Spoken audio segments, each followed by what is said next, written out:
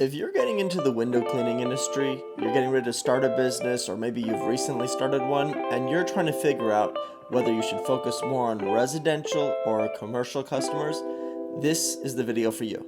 And in case you were wondering, my name is Ben. Hello, I own Blue Ladder. This is currently my third business that I've launched.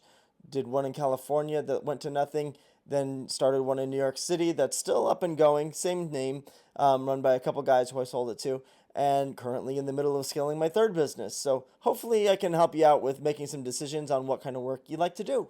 I'm hoping to dig a little bit deeper in the difference between the two because there's a little bit of a spectrum whether you're doing strictly commercial, strictly residential, or a little bit of both.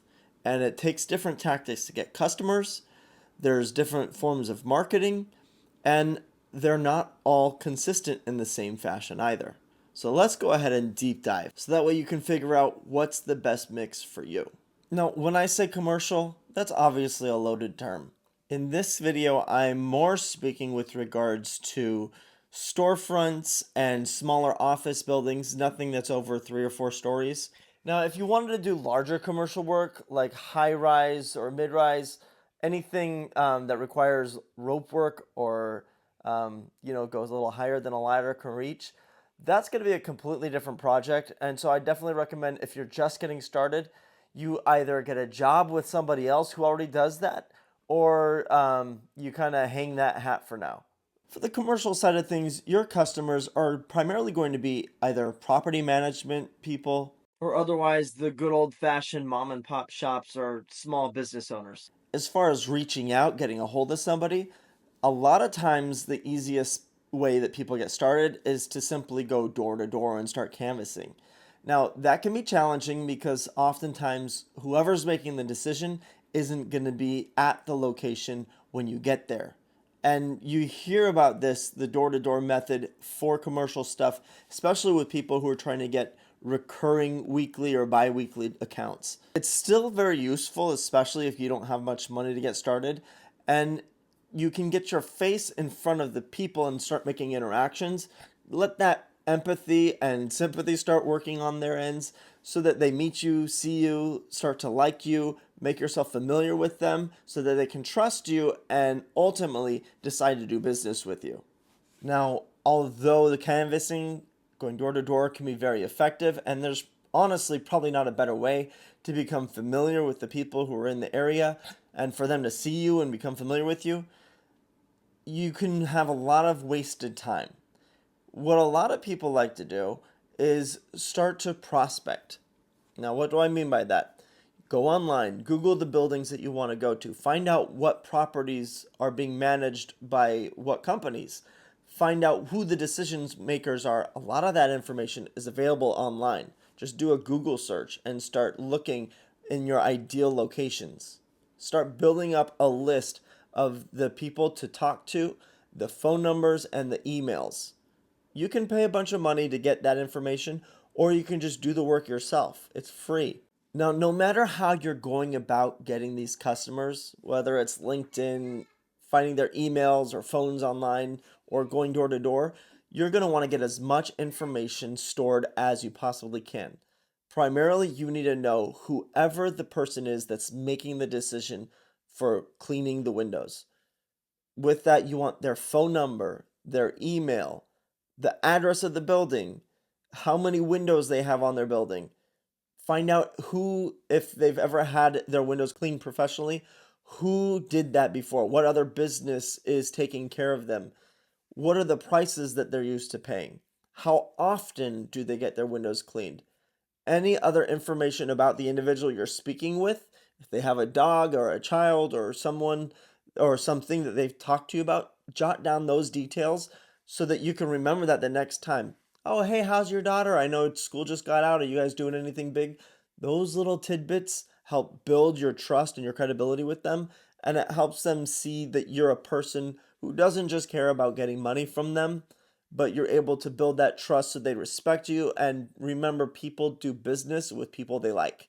So build your rapport, help them to get to know you individually so that they can trust you as a business and a person and actually want to work with you. You may have figured out by now that you don't charge the same for a commercial window as you would for a residential window. A lot of things are different. In commercial jobs, you typically don't have any type of window screen, and you don't have to clean things to perfection at the same level as you would with residential. And as far as pricing goes, the national average for commercial window cleaning is anywhere from $2 to $8 per pane. I personally charge around $5 per pane per side, pretty close to my per pane price with residential. Now, that can vary dramatically, whether there's hard water stains on the glass or if they haven't been touched in years. There could be paint that you have to remove from the glass, especially after Christmas, and they get that decorative paint on the windows. There's so many factors that can go into it, but if it's just a typical storefront and the windows are in decent condition, maybe it's been well maintained, you're gonna have to break out your pricing for a one-time clean versus something that's recurring.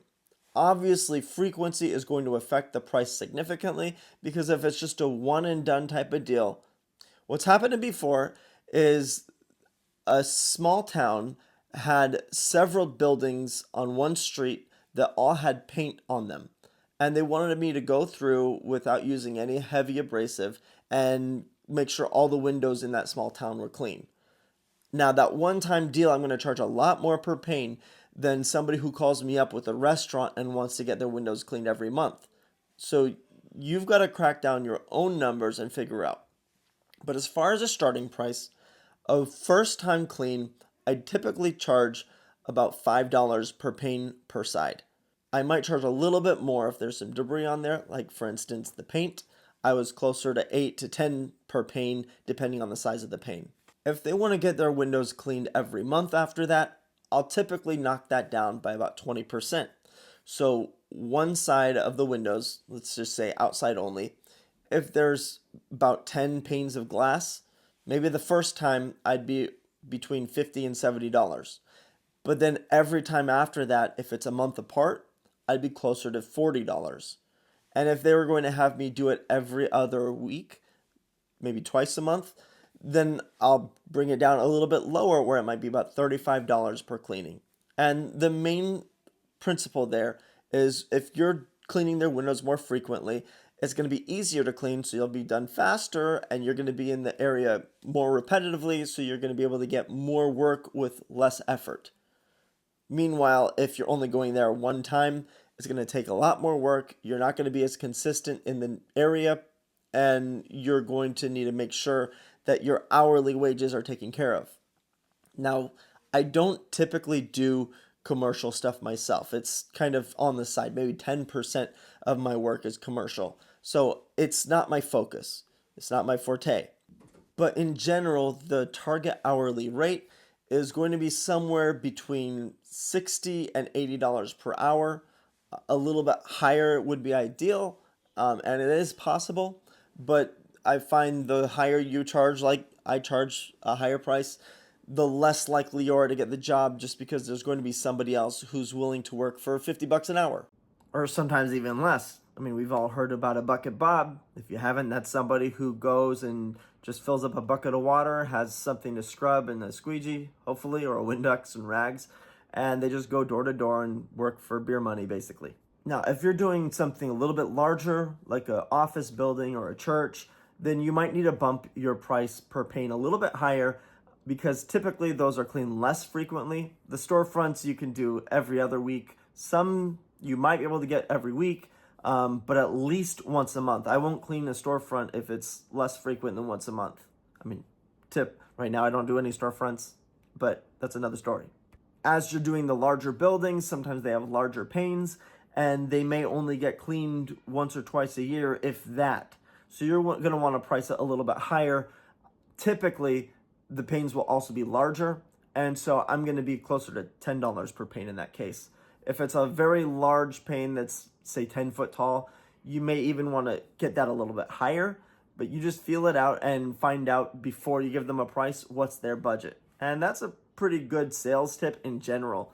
Find out what their budget is before you get started, because then you can work back from there, let them know what you can give them for that price, and then try to talk them up a little bit higher from that. The frequency for those things, storefronts, again, I said 1 to 4 times a month, nothing less. With the mid-rise or with the office buildings, typically, if I can get them to something monthly, that's ideal. But there's a lot of times where there's a larger church building or office building where they just need it generally maintained. They might have even a janitorial service that's going to do the inside. I've also done hospitals and things of that nature where they just need it once to twice per year. Now, the nice thing about that is they don't need it in a specific time of year. So you can usually fill in your kind of slump of the residential side. Typically, you have an ebb and flow where with residential, you have a really busy spring. It dips down a little bit in the summer once kids are on vacation and the parents are going out of town. And then it starts picking up again when kids are back in school, August, September. And then you really hit your stride until Thanksgiving, where things to kind of just slow down after that point. And you get into winter. And even if you're in sunny San Diego or somewhere where it's really nice, typically winter is not going to be as busy as the spring and fall season. And that makes that peak time not ideal for the commercial.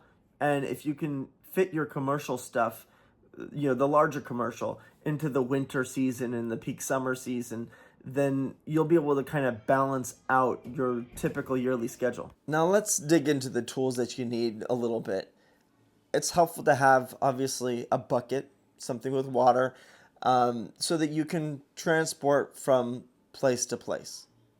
A lot of times you'll get into strip malls or little areas where you might not have the same ready access to water. Thankfully, you can clean a lot of glass with a little bit of water, especially if you've consistently been cleaning that same route. Now, the larger buildings, it's highly advisable that you use water-fed pole just because it's so fast and efficient. But if you're not able to afford that right now, maybe you're just getting started, you really don't need to waste your money yet. Just getting a large, say 18-inch channel and strip washer, maybe a couple smaller channels just to fill in the gap in case you run into smaller panes. But that's typically what you're going to be carrying with you. So something to detail with and something to mop up all the slop, along with a way to carry water, some buckets with some soap, and that 18-inch strip washer or scrubber, and the 18-inch squeegee. Those are kind of the ideal tools. Having a pole with you is helpful, just to get anything that's a little bit higher, and avoid carrying ladders if you can. Typically, the difference between using a ladder and a pole is on a ladder you can get a lot better detail. It takes a little bit more finesse and practice to become efficient with a pole, but a ladder weighs a lot more than a pole does. So if you're doing a lot of storefront stuff, it's nice to have the pole, and typically people aren't going to be as strict or caring as much about the details if you have a little bit of water or a bead of water that drips here and there. So using the pole is much more effective when it comes to the storefront stuff. Again, if you're doing the mid-rise or something that's 2 stories and above, going up to 4 stories, water-fed pole is amazing.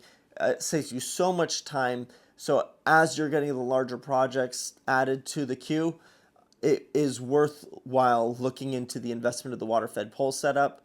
Something with a larger brush as well. The larger the brush, the more surface area you can cover with each swipe.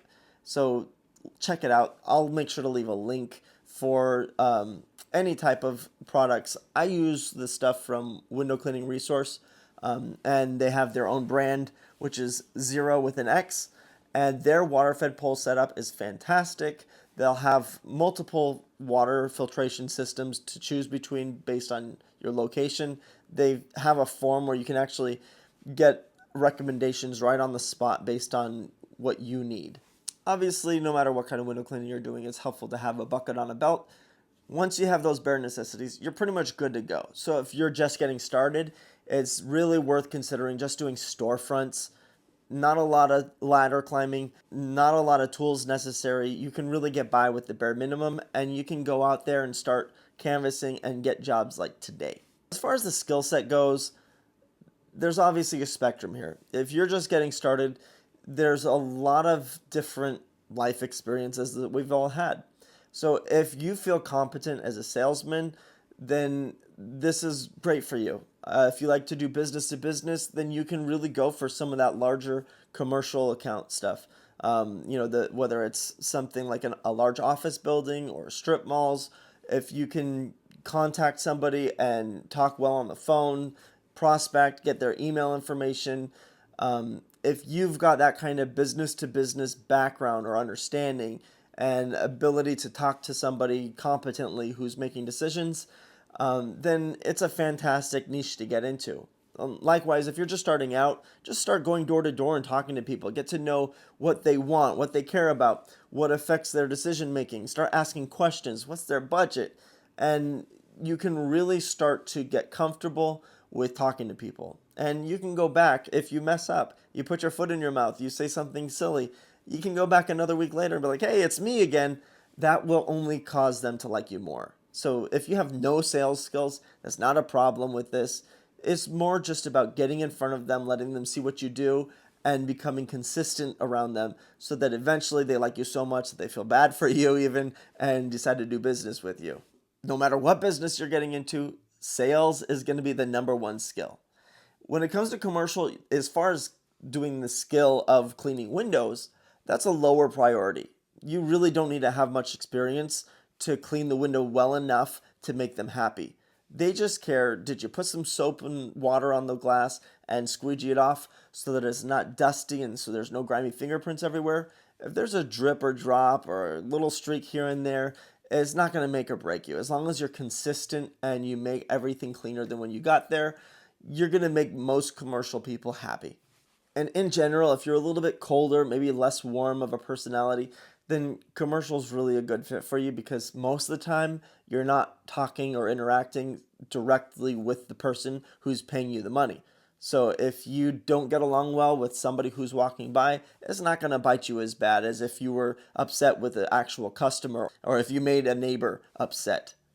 Now let's try to dig in a little bit more to the residential side of things. And honestly, that's where most of my bread and butter is made. I prefer the residential side of things, so a lot of my coaching or my talking in the future is typically geared in that direction. Now, when it comes to the residential side of things, typically we're talking about a house that's owned by an individual who wants the service. Usually, if it's a rental property, they're not going to want to get it cleaned. I have a few different property owners who have several rental properties, and they've had me clean their rental properties before a new tenant moves in. But once the tenant's in there, typically they don't really care about how clean or dirty the windows look, and they leave that up to whoever's living there. And in general, if you have somebody who's renting, they're not going to have the wherewithal or the care to pay somebody to come and clean their windows. So you're typically dealing with the homeowner who lives in the home that they own. And when it comes to that, there's still another level of security that they need to have financially.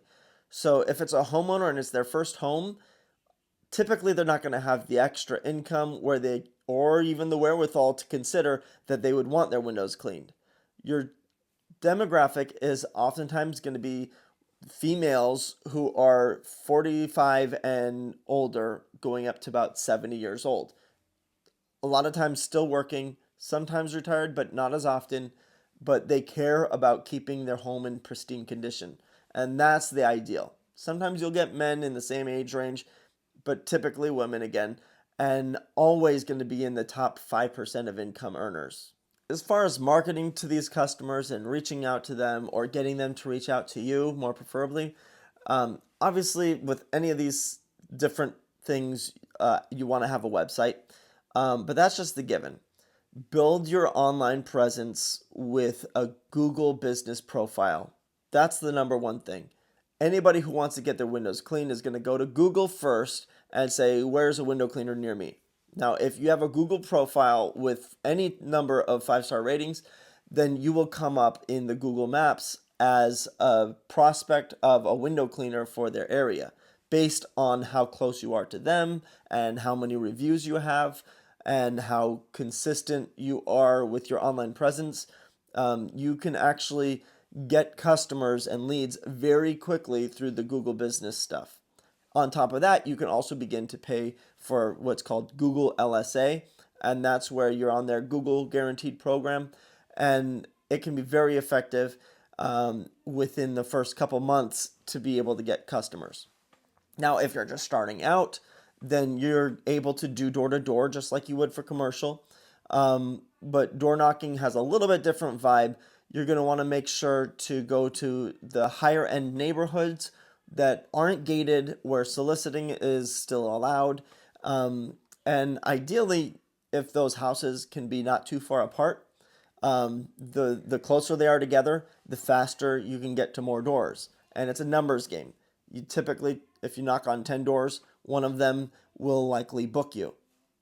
Now, 10 doors might not answer, so you're going to have to keep knocking on doors until you get 10 answers, and then from those 10 answers, one of them will book you. Whatever you can do door knocking, make sure you bring door hangers. Door hangers are very helpful, even if you don't door knock. Typically, you pass out a door hanger, you hang it on their door. They're going to have to pick it up. They're going to have to see it and read the headline of it before they throw it in the trash can. And if you put a good headline on it, something that catches their attention and makes them say, hey, that sounds like a good idea, then you're going to be more effective in getting them to call you or go to your website and do their research and book an appointment. So if you're doing the door knocking, you can put door hangers even if nobody's there. And if you're not door knocking and you're putting door hangers, you still have usually around 1% response rate. So you pass out 100 door hangers in a neighborhood, you might get one call back. Now, this varies dramatically depending on the neighborhood and depending on the flyer. If you've never done design work and you don't understand design very well, it could be pretty tricky to get to where you understand it well enough to have an effective flyer.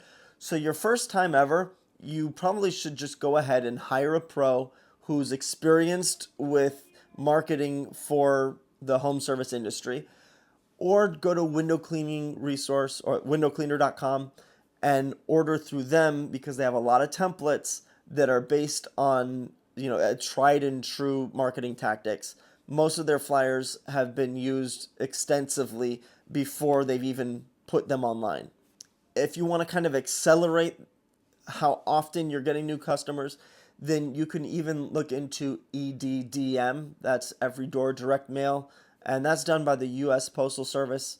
I have definitely used that in the past. You can go ahead and put up to 5,000 flyers out in one day. And no matter what method you're using to do print mail, you're going to want to be consistent. If you have 10,000 flyers, you'd want to hit 2,500 addresses 4 times in a row within the course of 1 to 2 months, rather than doing all 10,000 flyers at once to different customers all at the same time. So the more consistent you can be, the higher the response rate goes. So the first time somebody gets a flyer, they're less likely to call than if they'd gotten 4 flyers. Now, as far as the tools go for residential, you're going to want a little bit bigger tool belt, because if you just have that 18-inch and 12-inch mop, you're going to have a lot of windows you come across that you can't clean. So you're going to want to have a smaller squeegee and smaller mop, first of all. 12 to 14 inch is ideal. If you only had one mop and one squeegee, 12 to 14 inches, and you'll win. It's good to have also a few smaller squeegees, or at least the channels. If you get some extra channels that can swap out real quickly, get the smallest one you can for when you come across French panes, 4 to 6 inches at minimum, and then maybe something in between what your standard squeegee is. So if you have a 4 or 6 inch squeegee plus like a 8 to 10 inch squeegee, and then a 12 to 14 inch squeegee. If you get an 18 inch is helpful for some of the larger sliding glass doors as well, but you can or you can live without it. You can get by. You don't necessarily need it. It just makes you go a little bit faster. On your tool belt, you're also always going to want to carry around some steel wool, extra fine, quad 0. You want to have some boot covers. Don't walk around in somebody's house with just your socks on. That first job of the day, your feet might not stink too bad, but as you get on in it, you're going to want to make sure that the more you sweat, it doesn't bother your customers. Go ahead and get some boot covers. You can get disposable ones that you throw away after every job, Or you can go ahead and I think it's worth the investment to get some boot covers that are more, you just slip them over your foot and you can kind of clean them up and wipe them and maintain them so that they're nice and clean when you go to the next house and it's reusable. Then you don't have to keep ordering new ones every month when you run out of old ones. You're obviously going to want to have the same detailing cloths, whether you'd be doing commercial or residential. I like to use the Zero fish scale towels. They work fantastic for detailing the glass. And then I'll just use microfiber rags to mop up all the wet stuff and clean the tracks and everything. Now, as far as the water-fed poles go, it's definitely helpful to have something that goes, say, 28 feet to 30 feet. That'll take care of most residential buildings, especially if you don't have basements. If you have basements, then definitely consider getting taller if you're getting a water-fed pole set up. Now, I'll also say if you're getting started, you probably shouldn't invest in the water-fed pole setup at first. You want to wait until you're working more than 40 hours per week. Once you kind of hit that stride and you're getting ready to hire somebody, or you just kind of want to maximize your own efforts, then it's worthwhile to go ahead and invest in that. But unless you have more than $10,000 to get started, really spend that money for marketing. It's better to have $8,000 going towards marketing and about $1,000 going to tools than spending the extra $2,000 or $3,000 on the water-fed pole setup. So think wisely before you make a decision. Do your research in the tools that you need. There's a lot of beginner kits set up that you can find on windowcleaner.com, and rather than trying to troubleshoot and figure out everything you need, I will eventually do another video, but I do have a video where I've got the tool belt that I've used for most residential stuff. But you do a little digging, figure out what tools you like and what you'd want to play with, have a little variety in your tool belt, and you're good to go. As far as the skills for residential go, it's really good to be strong with communication. If you can talk to customers and not get nervous, if you can make sure that they feel confident in you. So number one, you got to feel confident. If you have a good personality and you're able to converse, then residential is fantastic. I love it because you make more money per hour. You have a little less frequency, but that also makes it so that you can take time off a little bit easier. So make sure that you have the competency with the skills, because the customers are going to be a lot more nitpicky, a lot more stringent and attentive to details. They might have a particular window, and if they see a drop on it, they're going to call you back, and you'll have to go back and make sure it's right. So strong customer service is extremely important when it comes to residential. And then also the attention to detail. Sometimes it takes a little longer to realize how closely the homeowners are paying attention. So attention to detail is highly desired when it comes to doing a good job with residential window cleaning. Okay, so to kind of sum things up and give you a little bit of a side-by-side comparison, residential versus commercial, number one advantage of commercial is the frequency. You're going to get more consistent work. You don't have to get as many customers to fill up, because once you've filled up a full month of business, you've got your year full. Whereas residential, you fill up a month, you got to figure out next month. You might be able to get customers to book as often as 3 months, but typically it's once or twice a year. You get a lot of customers who won't call you back for 2 years even, but your goal is to get them set up every 6 months. So again, the consistency of commercial is kind of hard to beat. Meanwhile, the pricing, residential definitely wins that. You can get over $100 an hour consistently with residential cleaning, and then there are some easy add-on services that help maximize how much money you're getting from each customer. You're just going to have to get a lot more customers in a year. Typically, I average anywhere from 100 to 125 for window cleaning. Sometimes if it's a first-time customer, it might be a little bit lower, like maybe $80 per hour. But that's like the top end when it comes to the commercial stuff. Commercial, because you're doing it so frequently, it's more stable and it's consistent. And so with that comes a little bit of a pay cut. you're going to be going closer to like $60 to $85 per hour. And the nice thing is you're able to have an employee take over that route. And as you scale things, it's just something that you can always count on, that consistency. The other big thing that I like to consider is the scheduling aspect of everything. And there's definitely a difference between the two. Because you have the frequency on the commercial side, it also can kind of limit your free time because they're going to need that window cleaning consistently. And if you've got a customer who you're cleaning their windows every single week, then it's going to be a little more challenging to take a whole week off if you want to break in the winter or summer to go on vacation. Meanwhile, with residential, if you're just cleaning their windows once or twice a year, or best case scenario every 3 months or so, I mean, I have one or two customers who have me clean every 2 months. But typically, that leaves a good gap of time in the middle where if you want to get away for even up to a month or so, or take off the winter, it doesn't affect you in a negative way. You have that liberty, that flexibility. So if you want to travel or get away, get out of town, just take a little break, then you have that flexibility with residential that maybe is not so much with the commercial stuff. As far as the work hours go, I would say that window cleaning wins for that category as well. Typically, especially post COVID, residential is happy if you work on the weekdays. It used to be that you'd get a lot of requests in general for residential homeowners saying, hey, can you come work on the weekend? I'm a school teacher, or I do this or that or the other thing, and I'm not home unless it's a weekend, so can you just come on a weekend? Thankfully, after COVID, that's not so much an issue anymore. Most people have at least one person in the home who's able to be home during the weekend because they're having some type of a flex work situation where they can work from home for at least 1 or 2 days a week. So that's kind of opened up the calendar.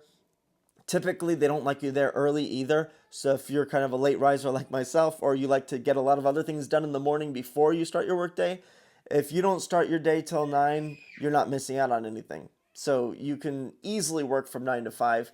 Sometimes if the season gets a little bit slower, I'll even start my workday at 10 and end by 4. As you grow and as you get busier, obviously you'd have to block that out ahead of time. But it's pretty easy to plan ahead of time for any type of scenario you'd run into. Commercial hours, on the other hand, sometimes you have to be a little uncomfortable. There's a lot of times where they got a building that needs to be cleaned on a certain day or a certain time when their hours are not in session. So that means late nights or early mornings, one or the other. Definitely not the most convenient, but hey, to each his own. I would say that where you do kind of win with the scheduling stuff with the commercial is if you want to take a regular lunch break. I typically just work through it, honestly. But it's a lot easier to start and finish all your jobs before you get to lunchtime so that you have an adequate break to eat whatever you want to do. Whereas with the residential, sometimes you might get a larger job where you're going to be there all day, or at least for a significant portion of the day. And if you're like me, you might just want to work through. And so I typically will skip lunch. If I have employees working for me, we try to work things out so that we have an adequate lunch break. But otherwise, they might have to bring a sack lunch. So I look at my schedule, see what's coming up. And if there's going to be a larger project where I say, okay, guys, we're going to be in a remote location, we're going to be there all day, you need to bring a sack lunch. So you just have to come prepared. Otherwise, I might order a pizza or order something that we're going to be able to eat on the location so we don't waste the time trying to get from our location to a restaurant and then back again. So you're going to have to work around the schedule that you have and the projects that are coming up and what the neighborhood's like. And sometimes there's something close by, sometimes there's not. So you got to communicate with your employees and make sure that if they need that energy, they need that fuel from lunch, that they can have it wherever they're at. So kind of my closing thoughts. If you're just starting cleaning windows and you've never had any experience with the actual skill of cleaning a window, then it's safest to start with the commercial storefronts because they're the most forgiving customers. If you have experience, maybe you're a skilled window cleaner, you've worked for somebody else, then the top dollar is in the residential. I found that where I'm happiest is dealing with the residential side of things because I enjoy the communication with the customers. While I'm cleaning the inside glass, I get to know them, they get to know me. You also get better tips that way. I'm not one to push tipping. I know there's a lot of anti-tipping out there with the tipping culture of today, but it is what it is. There's a lot of people who like to express their gratitude with tips, and I've definitely learned to appreciate that. Just to kind of give you an idea, when I send my invoices, I send them through Jobber, and they have a little link on there so that that prompts the customer if they want to have add a tip to their bill, they're able to do that. And I typically get about 10% of what my revenue is. I'll get that amount in tips. So it's not that every customer tips. I don't get tips every day, but every once in a while you get those large jobs with very wealthy customers who just really want to make sure that you feel taken care of. And so I've gotten up to $200 in one single tip for a larger project. And typically, depending on where you're at and the culture in your area, you can get $20 to $40 tips on a regular basis. So that kind of depends in part on where you're at and how many jobs you're doing, but it's definitely a benefit with the residential. So again, I found myself to be more comfortable in the residential market. I enjoy the conversations. I enjoy the day-to-day work. I also enjoy being able to take time off. When I lived in New York for my second business, I would just take winters off, February and March in particular. January, I would do Christmas lights and be taking them down at that time of year. But February and March, I would be able to hibernate, dig in deep, start planning out my marketing for the year, make sure that I have something consistent planned up, develop my marketing schedule, and if I was going to hire people, kind of map that out and have some downtime with the family. So you don't get that regular kind of assurance of work coming down the line with the residential, but I've enjoyed that. I like having the time free and to be able to take vacations and shut down in the winter. So to each his own, I'd go with the top dollar per hour over the consistency. And even if you have employees, I'm not the only one who's done this. It's entirely possible to have a team of window cleaners and you recruit based off this, especially snowbirds, people who enjoy going snowboarding and go to the mountains. You can give them the benefit that, hey, in the wintertime, you can have the whole February and March free to yourself, do whatever you like. And that can be attractive to some. And I know there's some companies out there who will just simply lay off their employees for the slow season and then rehire them when the spring's coming up. And to make sure that that employee wants to come back, oftentimes they'll give them a special bonus if they come back for the March season or whatever, whenever your spring would start. So it kind of works like a signing bonus, but it's simply an incentive to bring back a regular employee who you really like, or who does a good job and who's already been trained. And then one other thing you can do to kind of prepare your employees for that time off is you help them save their money and budget ahead of time. I've even had a customer where in his paycheck, I would set aside a certain percentage of it so that by the time the winter came and there was not going to be any more work for them, they had enough saved up to pay for those additional months. Now, as you grow and you scale, you can usually fill in those slow months with a little bit of work. So at least your top performers, the guys who you don't want to risk losing, you can keep them busy in the slow times and hire assistants or helpers for them when it starts getting busy. So then you have your strong core that you can build off as you begin to scale in the next season. So I think that just about sums it up. That's kind of my take on the advantages and disadvantages of residential versus commercial. Obviously, I'm a residential guy. Most of my work is residential, at least 90% of it. I don't do any storefronts any longer. I've done that in the past. It's just not my cup of tea. I prefer the residential, the flexibility, and the marketing tactics that are involved with it. So whichever direction you go, you can have a lot of fun with it. So enjoy, find what works for you, and move on from there.